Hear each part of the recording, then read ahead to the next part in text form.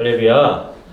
예배하는 저와 여러분에게 하나님께서 주시는 크신 평안이 함께 하시기를 간절히 소망합니다. 네. 제가 지난번에도 한번 예화로 말씀을 드렸던 적이 있는데요. 바로 그 지구 종말 시계라는 겁니다. 이 시계는 종교인들이 만든 것이 아니라 1947년 냉전이 시작되던 때에 핵무기에 대한 우려로 과학자들 단체에서 제작이 된 시계입니다. 인류의 문명이 얼마나 위험에 노출되어 있는지 알리는 목적으로 시작이 되었고, 시계의 바늘이 자정을 가리키는 순간은 인류 종말을 의미한다고 합니다. 처음에는 이 핵 위험에 대한 경고로 지구의 종말에 대한 의미를 담고 있었다면, 최근에는 질병, 코로비드 같은 상황, 또 기후변화, 파괴적인 신기술 등장도 지구 종말 위험에 포함이 되고 있습니다. 며칠 전에 이 지구 종말 시간을 다시 한번 조정하면서 이 러시아와 우크라이나 전쟁으로 전례 없는 위험으로 가운데 지구를 빠뜨렸다는 말과 함께 이 지구 운명의 날 시계가 종말 90초 전으로 앞당겨졌다라고 발표를 하면서 이 시계가 만들어진 이래 그 어느 때보다 종말에 가까워졌다라고 과학자들이 발표를 했습니다.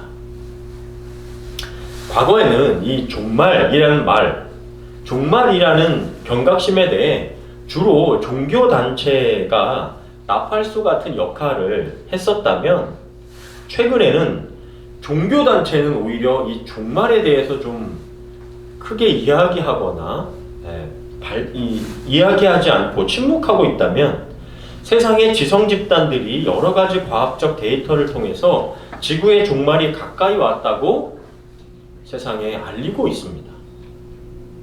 며칠 전 또 다른 의미에서 인간 지성의 종말이 아닌가라고 생각한 뉴스를 좀 접했습니다. 바로 대화형 인공지능 AI, 챗봇인 챗GPT에 대한 것입니다. 우리가 흔히 알고 있는 인공지능이라고 하면 구글이나 알렉사 정도이지 않습니까?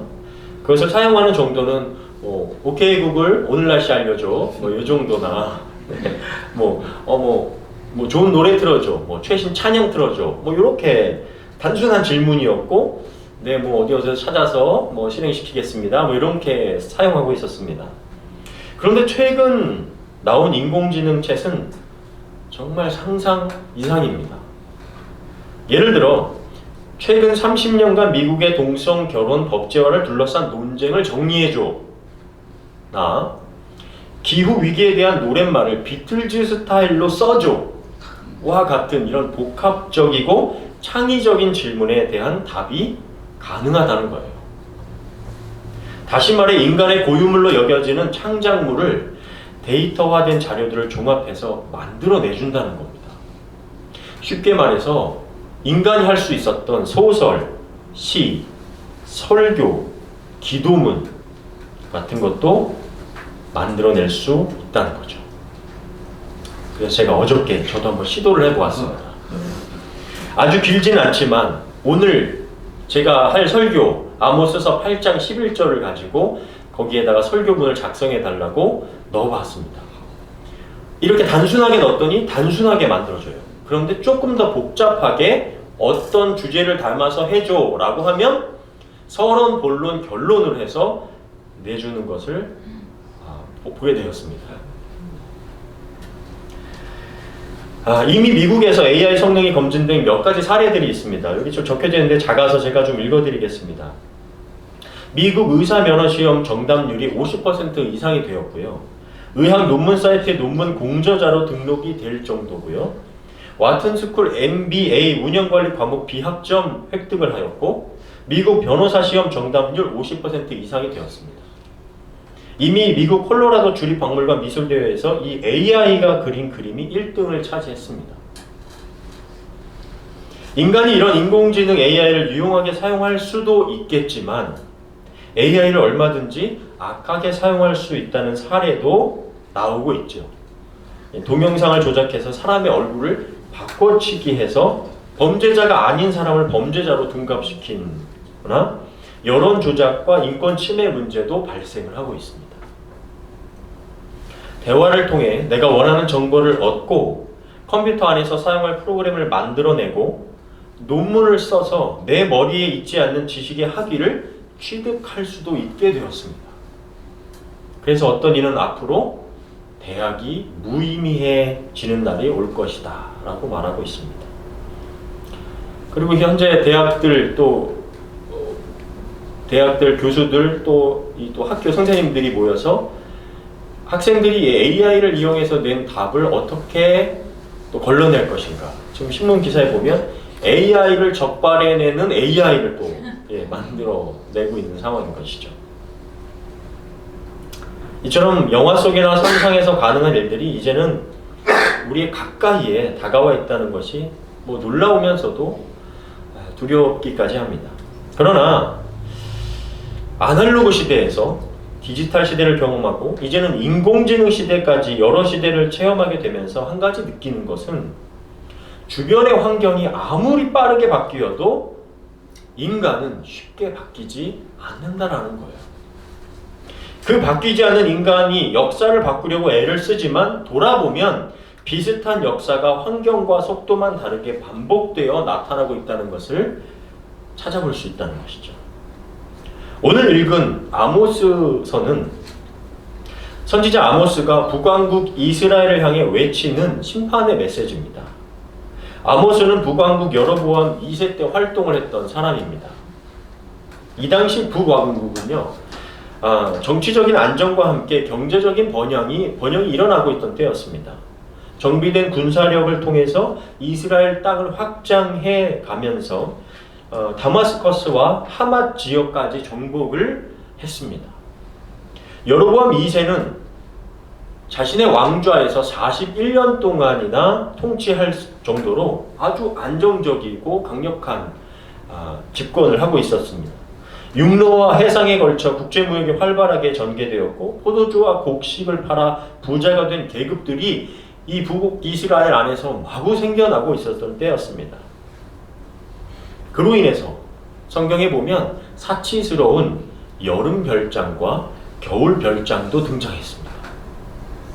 다시 말해서 밴쿠버에서 좀 부자로 지내시는 분들이 겨울이 날씨가 춥고 비가 많이 오니까 좋은 미국 쪽으로 내려가서 별장을 져놓고 사는 그런 경제적인 부유함들이 이 북이스라엘에도 일어나고 있었던 거예요. 이런 집들은요, 고가의 수입품인 코끼리 상하용품으로 장식이 되었다고 말하고 있습니다. 그러나 북이스라엘 내부적으로는 이 부익부 빈익빈 현상으로 사회적 양극화가 심각했고 사회적인 위화감이 조성되고 있었습니다. 이것을 하나님께서 이렇게 책망하고 계십니다. 아모스서 2장 6절부터 8절인데요. 여호와께서 말씀하신다. 이스라엘의 서너 가지 죄에 대하여 내가 내 분노를 돌이키지 않겠다.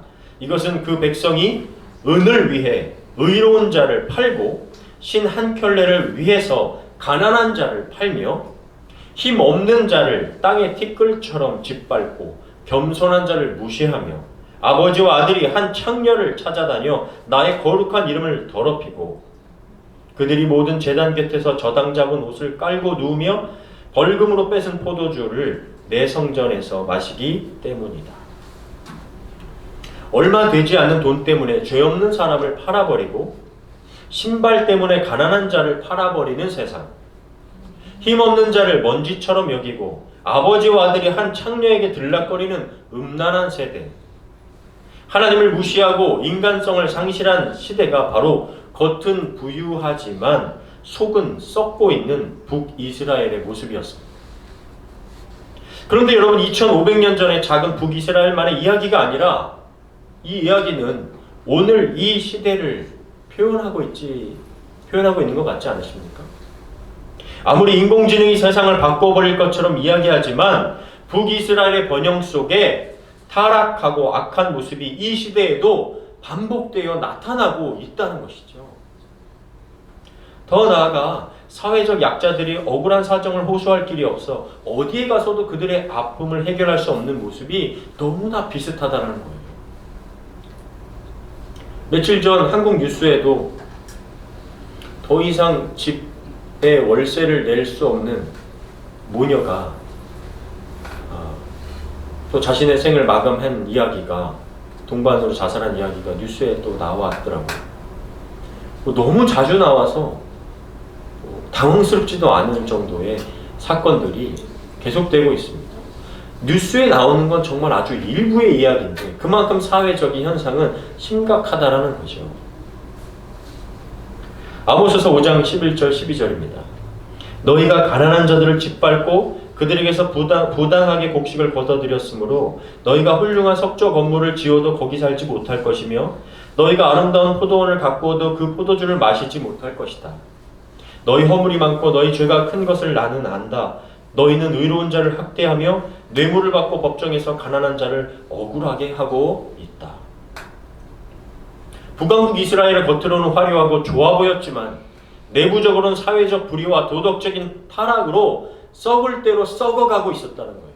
하나님은 그 부분을 더 가슴 아프게 보고 있고 그 부분을 통하여서 북이스라엘을 심판하시겠다라고 말씀하고 있는 겁니다.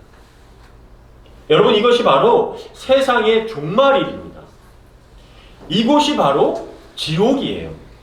지옥은 다른 곳이 아니라 하나님이 없는 곳, 하나님의 형상인 인간다움이 상실되고 하나님께서 주신 사랑과 평화가 깨어져 버린 곳이 바로 지옥입니다. 반대로 천국은 하나님이 계신 곳이죠. 하나님의 성품인 공의와 정의와 선과 사랑이 드러나는 곳이 천국이고 우리 안에 그러한 성품이 발휘가 될 때 그곳이 바로 하나님의 나라를 살아내는 사람의 모습입니다.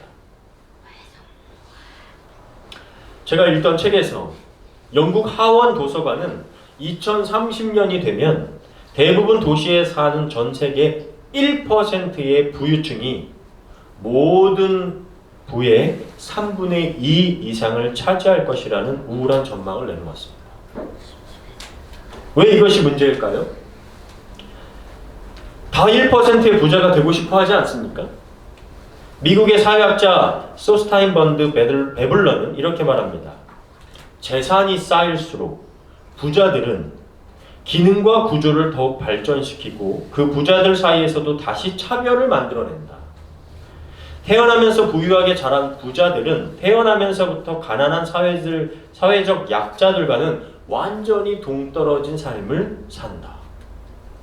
쉽게 말해서 부유한 사람들이 만드는 세상은 어려운 약자들과 동떨어진 삶이고 부익부 빈익빈 세상을 더욱 견고하게 만들어 나간다는 거예요.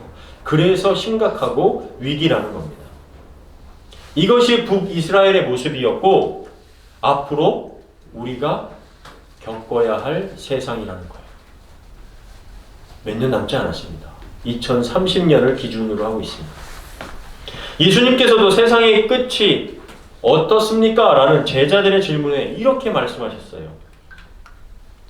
마태복음 24장 10절부터 12절인데요. 우리 같이 한번 읽겠습니다. 시작. 또 많은 사람들이 믿음에서 떠나 서로 배반하고 서로 미워할 것이며 많은 거짓 예언자들이 일어나 많은 사람을 속일 것이다. 그리고 악이 점점 더함으로 많은 사람들의 사랑이 식어질 것이다. 하나님께서 인간에게 주신 믿음, 정직, 사랑 등과 같은 고귀한 가치들이 배신, 거짓, 미움, 원수됨으로 바뀌게 되는 때가 세상의 마지막의 모습이라는 거예요. 정말 이러한 때가 어떤 특정한 날과 어떤 시대일 수 있지만 그것이 아니라 내 안에 타인이 아닌 내 자아로 가득 차서 하나님을 내쫓고 죄된 마음으로 가득한 때가 그 사람의 종말이고 세상의 끝이라고 해석할 수 있는 것입니다. 제가 인공지능 AI를 말씀드린 이유도 마찬가지입니다. 인공지능이 우리보다 뛰어난 지식과 그 다양한 데이터, 정보로 앞서서 우리의 자리를 차지할 것 같은 걱정보다 더 중요한 것은 AI보다 더 인간성 없는 인간됨을 걱정해야 하기 때문인 것입니다. 아모스 8장 4절부터 7절입니다. 가난한 자를 짓밟고 이 땅에 힘없는 자들을 못살게 구는 자들아, 이 말을 들어라. 너희는 이렇게 말하고 있다. 언제나 초하루가 지나가고 우리가 곡식을 팔며 언제나 안식일이 지나가고 우리가 장사를 할 수 있을까? 물건은 적게 주면서 값은 올려받고 저울을 속여 팔며 은으로 가난한 자를 사고 신 한 켤레로 빈곤한 자를 사며 찌꺼기 밀을 팔자. 이스라엘의 자랑이신 여호와께서 맹세하여 이렇게 말씀하셨다. 그들이 행한 일을 내가 절대로 잊지 않을 것이다.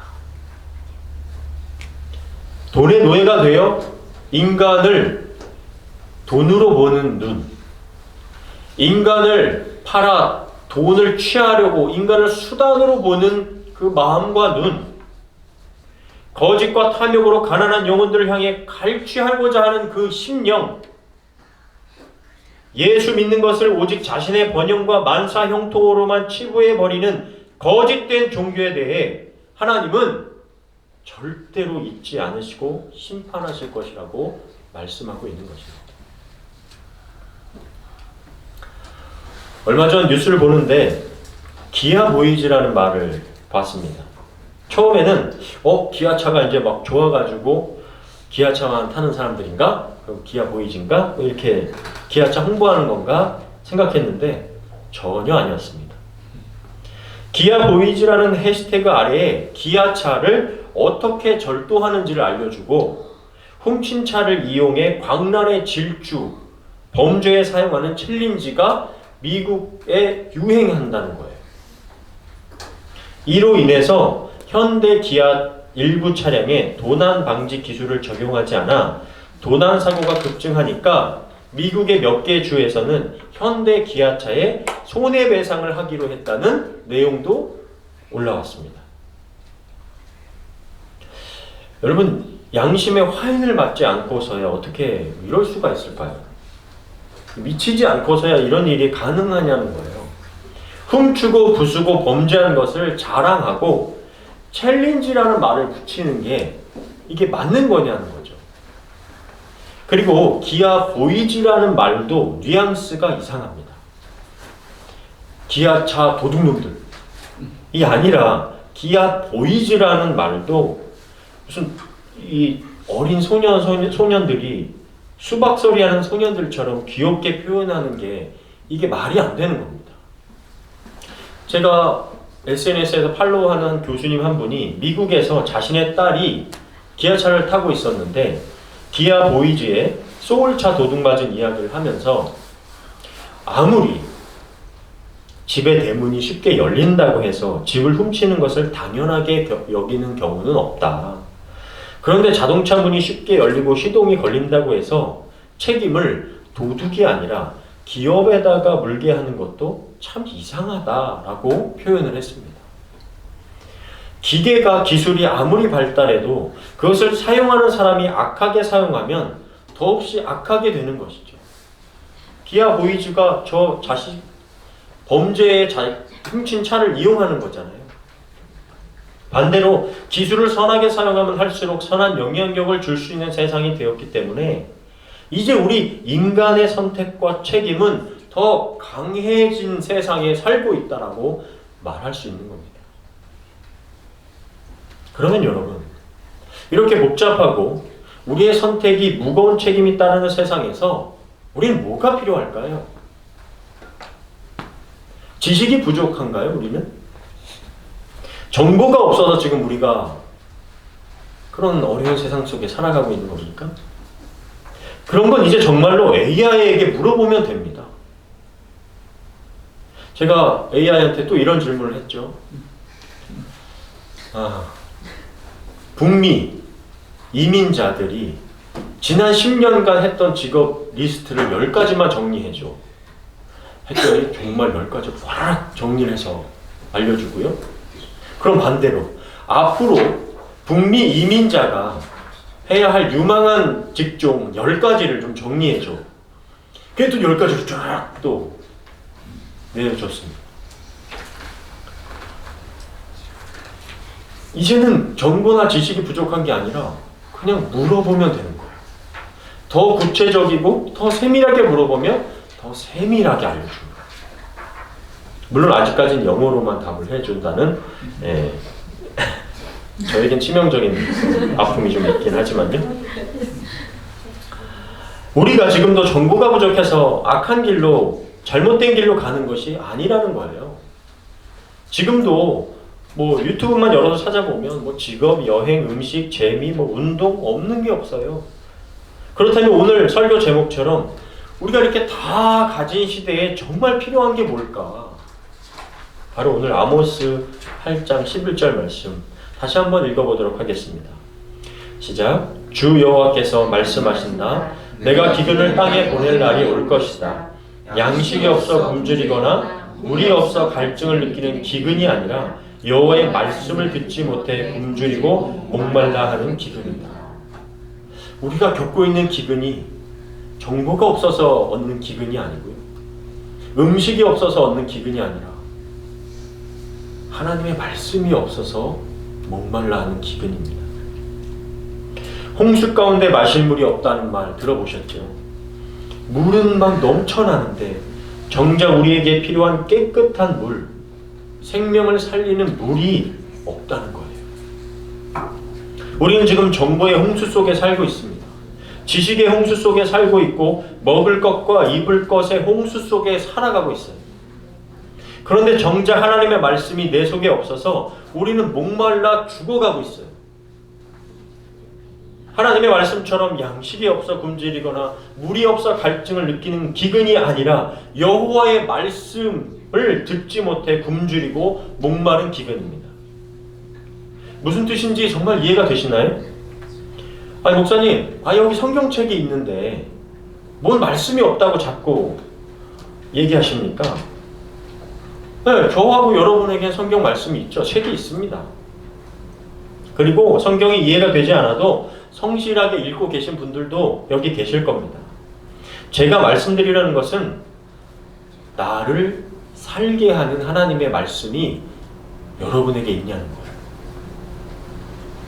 말씀이 나를 변화시키고 깨어나게 하고 그 말씀 앞에서 내가 누구인지 드러나게 하는 하나님의 말씀이 여러분에게 있냐고 묻는 겁니다. 문자적으로 읽히는 말씀이 아니라 나를 깨워서 뒤흔드는 말씀, 나를 새롭게 혁명시키는 말씀, 때로는 나를 너무나 아프게 하고 깨뜨려 부수는 것 같은 그 말씀이 여러분에게 있냐고 묻는 겁니다. 히브리서 4장 12, 13절입니다. 한번 같이 읽겠습니다. 시작. 하나님의 말씀은 살아있고 활력이 있어 좌우의 날선 어떤 검보다도 예리하여 혼과 영과 및 관절과 골수를 찔러 쪼개기까지 하며 또 마음의 생각과 뜻을 판단하나니 지으신 것이 하나도 그 앞에 나타나지 않음이 없고 우리의 결산을 받으실 이의 눈앞에 만물이 벌거벗은 것 같이 드러나느니라. 아멘. 하나님의 말씀 앞에서 지금 내 생각이 무엇인지 판단되는, 내 뜻이 무엇인지 드러나는 하나님의 말씀이 있어야 합니다. 내가 말씀을 판단하는 것이 아니라 말씀이 나를 비추어 내가 지금 어떤 상태인지를 드러나게 하는 말씀 앞에서 내가 읽혀야 돼요. 지으신 것이 어떤 피조물이라도 그 말씀 앞에 벌거벗은 것 같이 드러나고 아무것도 숨길 수가 없게 되는 하나님의 말씀이 나에게 있어야 합니다. 단순히 성경 말씀을 문자적으로 읽는 것은 초등학생, 중학생도 읽습니다. 감옥에 있는 죄수도 그 말씀을 읽을 수가 있어요. 단순히 하나님의 말씀이 없다는 것은 읽지 않는다는 것이 아니라 내 존재가 하나님의 말씀 앞에 영향을 받고 있지 않다라는 거예요. 하나님의 말씀은 하나님께서 내 존재가 어떤 상태인지를 보여주시는 거예요. 그래서 그 하나님의 말씀이 내가 새롭게 변화되고 그 말씀에 따라 순종할 수밖에 없게 되는 겁니다. 여러분, 아모스 선지자가 북이스라엘에 하나님의 말씀을 선포하는 선지자였어요.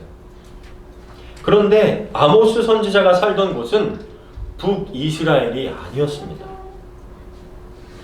남쪽 유다, 그것도 더 남쪽 18km나 떨어진 작은 성읍이었던 드고아라는 곳이 바로 그 아모스 선지자의 출신이었고 살던 곳이었습니다. 그리고 아모스는 양을 치고요, 뽕나무를 가꾸는 사람이었어요.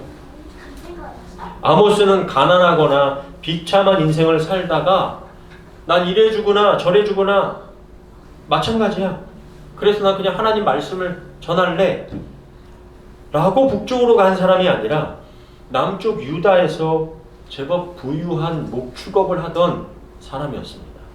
아쉬울 게 없던 사람이에요. 아모스 7장 14, 15절입니다. 그때 아모스가 아마샤에게 대답하였다. 나는 예언자도 아니고 예언자의 아들도 아니며 다만 목자요 뽕나무를 재배하는 사람에 불과합니다. 그러나 여호와께서 양떼를 치는 나를 불러 너는 가서 내 백성 이스라엘에게 예언하라고 말씀하셨다. 쉽게 말해 아모스는 아쉬울 것 없는 사람이었는데 살아계신 하나님의 말씀이 아모스에게 살아서 들려졌어요. 자신은 다만 목자이고 뽕나무를 재배하는 농부인데 너는 가서 내 백성 이스라엘 백성에게 예언하라는 말씀을 따라 자신을 움직이고 변화시켜 예언자의 역할을 한 것입니다. 그 당시 북이스라엘은요, 처음에 말씀드렸던 대로 망할 징조가 보이던 나라가 아니었어요. 지금의 대한민국 같았고요, 지금의 밴쿠버처럼 너무나 괜찮았다고요. 별장 짓고 살 정도로 아주 좋았다고요. 정치적으로, 경제적으로, 문화적으로 상승세를 타고 있었던 때였습니다. 그런데 아모스가 거기에 대고 하나님의 심판의 메시지를 전하는 것 쉽지 않은 일이고, 심판의 메시지가 그 북이스라엘의 부유한 사람들에게 얼마나 영향을 줬겠습니까? 그 말이 들려졌겠냐고요. 그런데 살아계신 하나님의 말씀이 들려졌는데 이 아모스가 그 말씀에 어떻게 반응하지 않겠냐는 거예요. 그러니 남유다에 부유하게 살던 아모스가 북이스라엘까지 가서 전하는 겁니다. 여러분, 저와 여러분이 이 시대의 아모스입니다. 우리가 교회이고 우리가 주님의 자녀이기 때문입니다. 우리가 그리스도의 편지이고 우리가 세상의 빛과 소금이라고 말씀해주고 있기 때문입니다. 그 말씀이 저와 여러분에게 들려졌을 때 그 말씀이 살아서 들려지고 그 말씀이 나에게 살아서 움직여질 때 그 말씀에 순종하는 사람이 아모스가 되는 거예요. 그런데 우리에게 말씀이 없으면 혼란해지죠. 우리에게 말씀이 없으면 목이 말라 갈증에 허덕이게 됩니다. 바로 영혼의 갈증이에요. 그래서 뭘 찾게 됩니까? 오늘 북이스라엘의 사람들처럼 물질을 따라 살다가 사람을 물질을 위한 수단으로 여기게 되고 인간성이 상실된 사람처럼, 하나님의 형상을 상실한 사람처럼 살게 되는 거예요. 북이스라엘이 처음부터 그렇게 된 게 아니라는 겁니다. 말씀이 없으면 기아보이즈처럼 악을 행해도 악인지 모르는 세대가 되어버립니다. 그런 세대 속에 나만 괜찮으면 죄로 가득한 세상을 보면서도 아파할 줄 모르게 되어버려요. 북이스라엘의 부유한 사람들처럼, 지금 부유한 사람들처럼 자기들만의 세상과 자기들만의 바운더리 속에 갇혀 나와는 상관없는 가난한 자들의 삶을 보게 되고 멀게 살아버린다는 거예요. 악을 저지르는 세대도 문제지만 악한 세대를 방관하는 말씀 없는 그리스도인들도 문제라는 거죠. 사랑하는 저와 여러분, 우리는 이 시대 속에 양식이 없어서 굶주리지 않습니다. 물이 없어서 목말라 하지 않습니다. 너무 넘쳐나는 물질과 여러 아이템, 넘치는 음식들, 넘치는 재미 속에 영혼의 기근을 경험하며 살아가고 있습니다. 그래서 하나님의 형상으로서의 선택과 책임을 무시하고 기쁨과 감사를 느끼지 못하며 참된 인간성을 상실한 채 말씀 없는 기근 속에 살아가고 있습니다.